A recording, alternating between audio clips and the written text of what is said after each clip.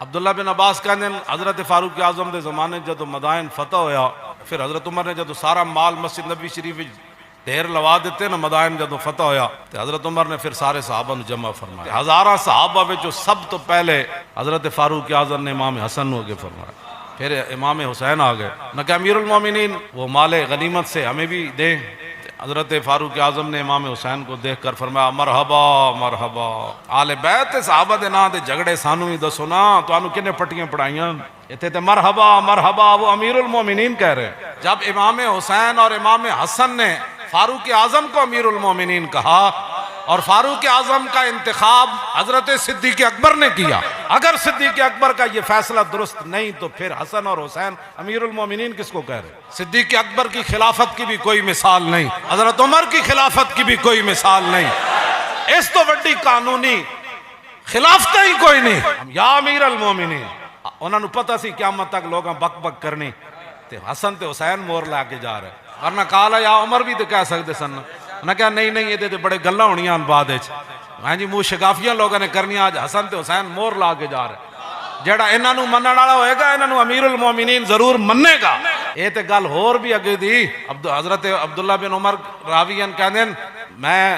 آیا اپنے ابا جی دے دروازے تے، پہلے امام حسن تے حسین کھڑے سن، میں آیا حضرت عمر دے گھر، یعنی اپنے گھر آیا تے میں غلام نو جارود نو کیا فرمایا کہ جا کے میرے ابا جی نو کہا وہ پتر آیا، انہیں اگو کیا جا کے پتر نو کہو چلا جا، اس وقت ملن دا ٹائم نہیں۔ امام حسن تے حسین کھڑے سن، بھی واپس تشریف لے گئے، بعد فاروق اعظم نو پتہ چلیا تے آپ تشریف لے گئے، فرمایا جی تسی کیوں آئے ہو؟ انہیں کہا جی اسی کیا پتر نو اجازت نہیں ملی تے سانو کتوں ملنی؟ حضرت فاروق اعظم نے کیا فرمایا؟ فرمایا حل انبت الشعر علی الراس غیرکم، فرمایا جی تہاڈے علاوہ کوئی ہے جنہاں دی وجہ تو ساڑے سر دے بال سلامت ہون؟ گلاں کیوں جیاں کرنے ہو تسی؟ اہل سنت کا ہے بیڑا، اصحاب حضور اور نجم ہیں اور ناؤ ہے طرت رسول اللہ کی۔ اپنے دلوں نو جگہ دیو حضور دے آل بیت دی محبت واسطے، اپنے دلوں میں جو محبت گندیاں کڈو تے گندیاں سوچاں فکراں کٹ دیو، انہیں کہو نہ اسی کالیاں تے نہ کالیاں گلاں کر دیاں، چمک دو اے محبوب دے غلاماں، اور گلاں بھی اسی چمک دے ہویاں کر دیں،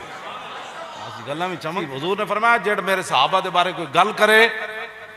تو پھر کوئی عالم اپنا علم دا اظہار نہ کرے تو حضور نے فرمایا اس مولوی دے نال اللہ فرض قبول کرے گا نہ نفل قبول کرے گا۔ یہ میرے آقا نے فرمایا، تو فرمایا جس ویلے ویکھو کہ میرے صحابہ نو برا کیا جا رہا ہے پھر ایک کہہ دینا لعنت ہے تواڈے شر تے، لعنت اللہ علی شرکم۔